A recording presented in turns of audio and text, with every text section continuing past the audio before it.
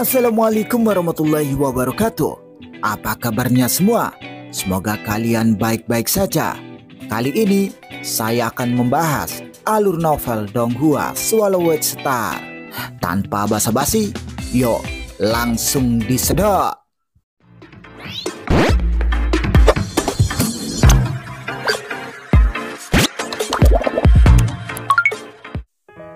Melanjutkan dari cerita sebelumnya. Tanah ini luas, ada binatang buas yang mengaum, dan juga ada burung yang berkicau. Semua jenis fluktuasi menyebar, mengandung semua jenis kemampuan yang merusak. Tiba-tiba ada fluktuasi spesial melesat di langit. Mereka adalah Luofeng, Morosa, dan Moyuhu yang melesat menembus kehampaan, langsung menuju kota Huyang. Ada dewa sejati abadi! Dewa sejati abadi! Jauh di sana, binatang-binatang aneh yang semula meraung begitu ketakutan hingga mereka segera menyelam ke dasar air. Sedangkan kawanan besar burung serta binatang yang meraung di langit segera menjauh. Suasana segera menjadi hening. Tidak ada binatang yang berani mengeluarkan suara.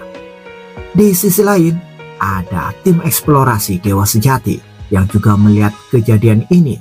Mereka iri dan memuja. Semua binatang itu diam. Orang yang begitu flamboyan di alam liar seharusnya adalah dewa sejati abadi. Jika saja aku bisa menjadi dewa sejati abadi dalam kehidupan ini, beberapa anggota tim mendesak. Chan Muhe, beraninya kamu berpikir seperti itu? Keinginanku jauh lebih kecil. Asal aku bisa menetap di kota Huyang, aku akan merasa puas, kata yang lain. Kota Huyang itu kota besar.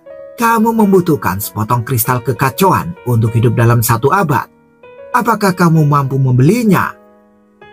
Kelompok dewa sejati itu mengobrol sebentar, lalu meneruskan perjalanan. Sementara itu, tim terbang Luofeng terus melaju. Beginikah dewa sejati abadi saat dalam perjalanan? Dulu, saat aku keluar kota, aku harus berhati-hati dan menahan nafas. Terbang tanpa penyamaran dan seenaknya seperti ini sungguh menyenangkan, pikir Moyuhu yang terbius suasana. Luofeng dan Morosa sedang mengamati benua asal. Yang ku tahu sebelumnya hanyalah AI, tetapi sekarang aku dapat melihatnya dengan mataku sendiri. Pegunungan megah yang panjangnya ratusan juta mil, sungai-sungai yang tak berujung, danau-danau yang dalam dan tak terduga, dan semua jenis binatang ajaib. Luofeng dan Morosa melihat suasana baru. Di sisi lain, binatang asing itu sangat sensitif. Ketika mereka mendeteksi fluktuasi dari jauh, mereka menjadi sangat ketakutan hingga bersembunyi satu persatu. Mereka cerdas, gumam Luofeng. Yang mulia, di depan Anda adalah sarang binatang buas dewa sejati abadi, kata Moyuhu sambil menunjuk ke kejauhan di depan. Binatang buas aneh itu disebut ular bertanduk, dan ia pandai menggali tanah, dan pasukan kota Huyang telah datang untuk mengepung dan menekannya beberapa kali, tetapi mereka belum dapat menangkapnya. Ular bertanduk, hati Luofeng tergerak. Binatang tingkat dewa sejati abadi nilainya sangat tinggi. Kamu masih mempertahankan aura dewa sejati ruang hampa. Jangan menakuti ular bertanduk itu, kata Luofeng. Ya Tuhan, jawab Morosa yang segera menyamarkan auranya. Luofeng, Morosa, dan Moyuhu semuanya melambat dan mulai menyatukan fluktuasi napas mereka mendekati area sarang ular bertanduk. Berdengung, jauh di kedalaman pegunungan, ada seekor ular emas bermata satu yang besar yang melirik Luofeng dan yang lainnya dari kejauhan. Tiba-tiba, Luofeng merasa bahwa tekanan ruang angkasa dengan cepat melonjak ratusan juta kali lipat.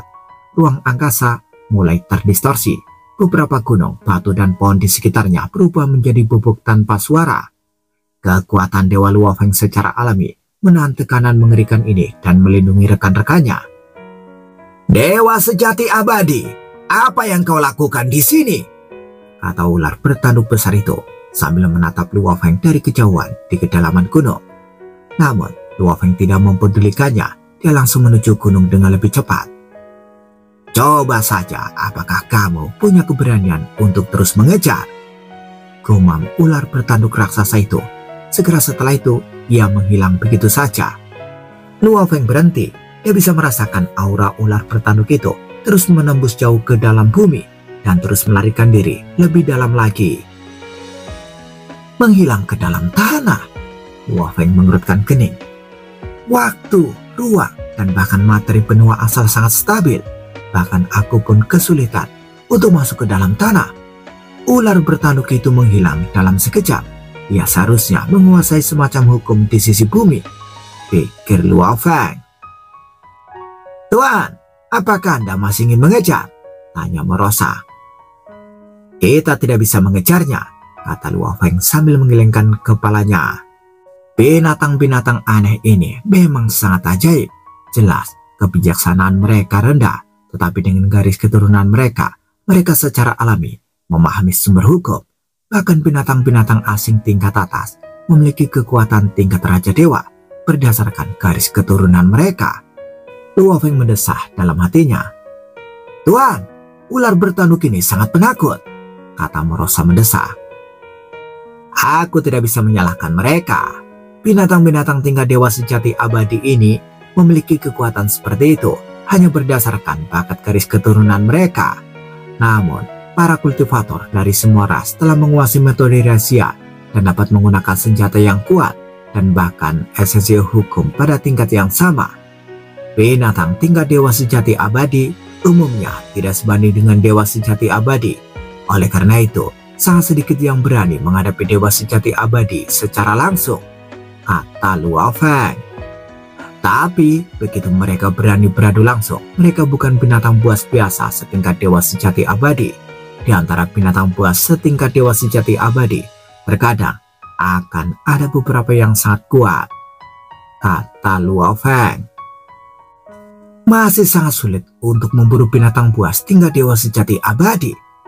Luo Feng menggelengkan kepalanya, tidak lagi membuang waktu. Ayo, terus maju. Luo Feng dan yang lainnya terus bergerak ke arah kota Huya. Scene berganti. Di kedalaman pegunungan, ada dua tim dewa sejati ruang hampa yang sedang bertarung. Kami adalah tim pertama dari gedung perjamuan 9 di kota Huya. Kami baru saja keluar untuk mengumpulkan bahan-bahan dan mohon tunjukkan muka. Seekor makhluk batu berjuang untuk melawan tim yang dipimpinnya awalnya memiliki ratusan anggota, tetapi sekarang anggota dewa sejati telah mati dan hanya 3 dewa sejati ruang hampa yang tersisa untuk melawan. Mereka juga tidak menyangka bahwa tugas yang relatif aman seperti mengumpulkan bahan-bahan bisa sangat berbahaya.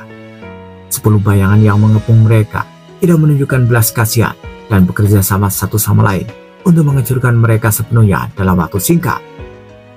Jika tidak ada keadilan, mereka akan bersikap kejam dan mereka harus diseret sampai mati. Ayo bertarung. 2 anggota dewa sejati ruang hampa sudah gila dan salah satu dari mereka melebarkan sayap emasnya. Segera fluktuasi yang mengerikan meletus. Kecepatanmu terlalu lambat. Sebuah suara berat terdengar. 3 dewa sejati ruang hampa dari pasukan Beng Ye gedung 9 perjamuan awalnya masih dalam kegilaan, tetapi dengan suara yang dalam ini mereka bertiga terdiam dan tubuh mereka secara alami membusuk, bahkan jiwa mereka membusuk dan mereka mati seketika. Hanya artefak yang tersisa. Tuan, itu tidak berguna bagi kami. 10 bayangan abu-abu berkata dengan hormat. Silakan bunuh semua makhluk yang muncul di area ini. Sebuah suara berat terdengar. Bayangan pertama tidak dapat menahan diri untuk tidak berkata. Panglima perang, kami diperintahkan untuk pergi ke kota Huya dan kami harus tiba sebelum batas waktu. Hari ini adalah hari terakhir batas waktu. Lakukan saja sesuai perintah, ucapnya dengan suara berat. Ya, bayangan itu tidak berani berkata banyak, dan ke-10 bayangan itu diam-diam menjaga area yang luas ini. Tetapi makhluk hidup apapun yang lewat segera dibunuh. Di wilayah yang luas ini, sebenarnya ada kekuatan yang bersembunyi, yang meliputi wilayah inti. Di area inti, tumbuh tanaman hijau, dan di puncaknya tumbuh bunga kristal biru ungu kecil. Aroma bunga menyebar, menyebabkan energi langit dan bumi di sekitarnya mulai kacau.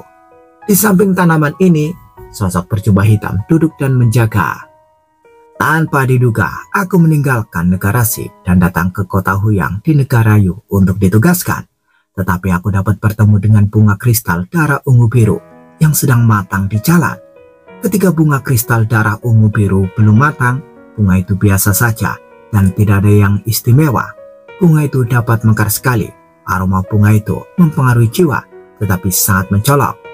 Periode mekarnya sekitar 10 hari, hingga bunga itu gugur secara alami, dan kemudian dapat digunakan dalam pengobatan.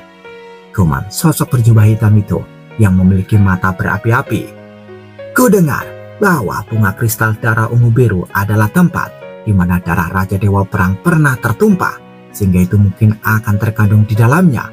Bunga ini bernilai setidaknya 100.000 pasir kosmik. Aku sudah berlatih sejauh ini dan semua penjaga dan ditambah harta karunku itu hanya bernilai 1 atau 2.000 pasir kosmik. Sosok berjubah hitam itu memiliki mata yang menyala-nyala. Jika ada dewa sejati abadi yang menemukannya, dia akan langsung bertarung denganku.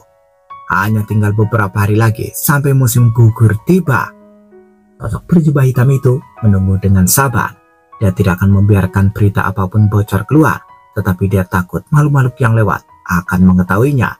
Jadi selama ada yang lewat di sini, dia akan membunuh mereka semua. Tiba-tiba, sosok berjubah hitam itu sedikit mengernyit, membalikkan tangannya dan mengeluarkan surat perintah pemanggilan. Apakah ada sesuatu? Sosok berjubah hitam itu berbicara. Hai Duomo, mengapa kau belum tiba di kota Huyang? Sebuah suara agung terdengar. Menurut perintah Tuan Huo, hari ini adalah hari terakhir dan kau harus tiba di kota Huyang. Ada keterlambatan, mohon maaf, Presiden Yanzun. Jawab sosok berjubah hitam itu terkekeh. Seharusnya tidak ada hal penting di kota Huyang kan? Anda hanya perlu saya melakukan itu. Bagaimanapun juga, kota Huyang adalah kota Huyang dari negara Yu dan cabang negara Sik kita ada di sini. Dewa sejati abadi selalu kekurangan pasokan. Suara agung itu juga melebut. Aku tidak akan melaporkan keterlambatanmu, tetapi kamu tetap harus tiba di kota Huyang sesegera mungkin. Jangan khawatir, aku akan sampai di sana dalam 10 hari, kata sosok berjubah hitam itu. Tak lama kemudian, panggilan dihentikan. Sosok berjubah hitam itu tersenyum dan menyingkirkan perintah pemanggilan. Sekarang, tidak ada yang lebih penting daripada bunga kristal darah biru ungu ini. Sosok berjubah hitam itu menatap bunga biru ungu yang mekar sepenuhnya dan matanya terobsesi. Di sisi lain, Luo Feng sedang terbang melintasi gampaan bersama Merosa dan Mo Yuhu langsung menuju kota Huyang. Luo Feng tiba-tiba melihat ke arah yang jauh, melihat pegunungan di kejauhan dan melihat kekuatan mengerikan yang tersembunyi di kedalaman pegunungan. Dan ada sentuhan samar biru dan ungu. Aku ingin tahu apa itu. Hati Luo Feng tergerak. Seharusnya ada dewa sejati abadi yang mengintai di sana, yang kekuatannya menyembunyikan aura yang berharga. Mata Luo Feng berbinar. Barang berharga itu langka. Lagi pula semuanya yang lahir di langit dan di bumi, semuanya tidak memiliki pemilik. Mereka yang memiliki kekuatan akan mendapatkannya. Sambil berpikir, Luo Feng pun dengan segera menempatkan Mo Yuhu ke menara bintang terlebih dahulu. Hei, Mo Yuhu sedikit tertegun, lalu disingkirkan. Merosa tersenyum polos dan melihat ke kejauhan. Tuhan, apakah Anda akan bertindak dan butuh bantuanku? Tanya Merosa. Aku akan memberitahumu jika aku butuh bantuanmu, jawab Luo Feng. Baiklah, kata Merosa kecewa. Sebenarnya dia juga ingin bertarung. Kamu cukup menonton di sini. Aku akan naik dan melihatnya, kata Luo Feng. Dan dia segera terbang mendekat. Merosa berdiri di udara dan menyaksikan adegan ini dan berkata diam-diam. Belum lama ini Tuhan menjadi dewa sejati abadi dan dia belum punya waktu untuk mengolah metode rahasia yang kuat. Semoga lawan ini cukup kuat sehingga aku bisa bertarung. Hati Morosa merasa gatal, ingin sekali bertaruh. Ah, saat Luo Feng terbang mendekat, dia juga menyadari bahwa sebuah kapal terbang yang dibawa oleh tim Dewa Sejati telah memasuki area tersebut. Ada Dewa Sejati ruang hampa dan lebih dari selusin Dewa Sejati di kapal terbang ini, dan mereka dengan hati-hati mengarahkan kapal terbang itu ke kota Huya, menghindari beberapa tempat berbahaya di sepanjang jalan. Di dalam kapal terbang, Zuwei, Soyun, apakah kalian berdua akan menetap di kota Huyang di masa depan? Pria berambut panjang di kepalanya itu bertanya. Kota Huyang adalah kota besar, ada banyak dewa sejati, dan para dewa sejati ruang hampa hanyalah anggota biasa di sana. Dan kalian, para dewa sejati, hanya dapat dianggap sebagai yang terbawa. Kedua pemuda itu mendengarkan dengan patuh. Pria berambut ini adalah kepala suku, satu-satunya dewa sejati ruang hampa di seluruh suku, dan telah tinggal di kota Huyang untuk waktu yang lama. Saat tiba di kota Huyang, kamu harus bersikap rendah hati. Mereka yang memamerkan harta karun mereka akan kehilangan nyawa saat berbalik, kata sang patriark. Rendah hati. Bahkan jika kamu yang paling berbakat di suku, tetaplah rendah hati, karena kamu terlalu lemah sekarang. Ya, dua pemuda menjawab. Kalian para dewa sejati biasa, selama kalian tidak pamer, tidak ada yang akan melakukan apapun kepada kalian. Bagaimanapun, kota Huyang juga memiliki hukum dan ada ketertiban. Selama kalian sombong dan pamer, nyawa kalian akan hilang. Penyelidikan Huyang Wei tidak dapat menemukan pembunuhnya, kan? Kata sang patriark. Hahaha, patriark, Anda sudah mengatakan hal itu berkali-kali. Keduanya adalah boneka, mereka harus diingat dengan kuat. Anggota tim lainnya tertawa. Sang patriark tersenyum dan mengangguk. Hal pertama yang harus kamu lakukan saat pergi ke kota Huyang adalah memeriksa garis keturunanmu secara menyeluruh. Setelah itu, temukan metode rahasia yang cocok untukmu. Ada banyak sekali peluang di kota Huyang, dan selama kamu memanfaatkannya, kamu diharapkan bisa menjadi dewa sejati ruang hampa. Zuwei dan Soyun keduanya memiliki kerinduan di mata mereka. Mereka tidak mau berada di suku itu seumur hidup, dan mereka takut bahwa mereka hanya akan menjadi dewa sejati di suku itu selama sisa hidup mereka. Mereka juga ingin menjadi dewa sejati ruang hampa, dan mereka juga ingin melihat lebih banyak keajaiban. Patriark, tenang saja. Bagaimana cara bertahan hidup di kota Huyang? Kita semua ingat, kata Soyun.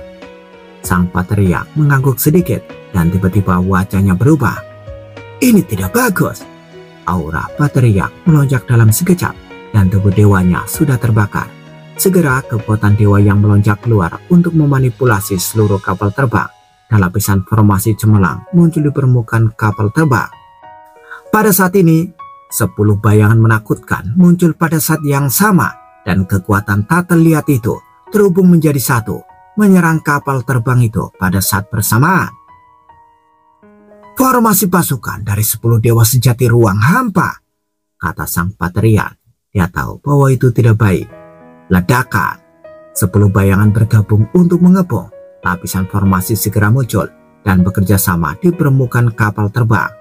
Bahkan jika 1 atau 2 formasi rusak, formasi baru muncul lagi. Dia punya beberapa kemampuan. 10 bayangan terkejut. Mereka semua adalah pasukan elit, dan mereka adalah pengawal pribadi dari penguasa militer Black Domo. Cepatlah dan singkirkan dia. Tidak bisa ditunda. Mereka juga takut akan kemarahan Tuhan mereka. Ledakan, segera 10 bayangan meroket. Apa? 10 orang kuat ini semuanya membakar tubuh dewa dengan putus asa. Padahal aku hanya lewat, kata patriark. Dia tidak dapat mempercayainya. Sang patriark melirik rekan-rekannya di klannya, di sekitarnya, dan ada penyesalan di matanya. Kita tidak bisa melarikan diri kali ini, dan kemungkinan besar kita semua akan mati di sini, ucap lelaki berambut itu. Lebih dari 10 dewa sejati dari klan yang sama tercengang. Sue dan Soyun bahkan lebih terkejut. Mereka sebelumnya penuh dengan kerinduan dan harapan terhadap kehidupan di kota Huyang, tetapi sekarang mereka akan mati.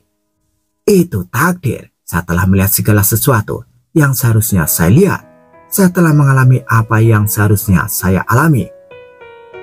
Sekali lagi, Soyun masih sangat muda dan belum pernah ke kota besar. Apakah ini akhir dari perjalananku? Sang teriak dengan tenang menunggu nasibnya, dan ada kenangan di matanya. Dewa sejati lain juga melihat keluar kapal terbang, menyaksikan pemandangan mengerikan mengepung, dan mereka hanya bisa menunggu kematian datang. Tiba-tiba, apa ini? Ini? Sang teriak, Sue, Soyun, dan semua anggota klan semuanya memandang dunia luar dengan takjub, hanya untuk melihat seorang pria berambut hitam muncul dari udara tipis dengan sepasang tanduk tajam berwarna emas gelap dan mata yang dalam. Saat dia muncul, ke-10 bayangan itu begitu ketakutan hingga mereka langsung melarikan diri. Itu adalah dewa sejati abadi. Pak teriak di dalam perahu terbang bereaksi paling cepat dan segera terbang keluar dan memberi hormat. Terima kasih yang mulia. Luo Feng meliriknya, mengangguk sedikit, dan dengan lambian tangannya dia menyingkirkan semua kapal terbang, termasuk sang patriark. Aku mungkin harus bertarung dengan dewa sejati abadi yang ini, dan aku takut akibat sekecil apapun akan mengejutkan orang-orang lemah ini sampai mati, pikir Luo Feng. Dia tidak ingin melibatkan orang yang tidak bersalah, jadi dia menyingkirkan mereka terlebih dahulu. Luo Feng segera mengangkat kepalanya dan melihat ke tempat di mana kekuatan dahsyat itu tertidur di kejauhan, dan 10 bayangan juga melarikan diri ke sana. Aku melihatmu, kata Luo Feng tersenyum. Sosok berjubah hitam yang mengintai di kejauhan begitu marah hingga menggertakkan giginya. Kekuatan mengerikan dilepaskan sedikit dan suara yang dalam terdengar. Di sinilah aku berlatih. Raja Dewa yang lewat ini, silakan pergi.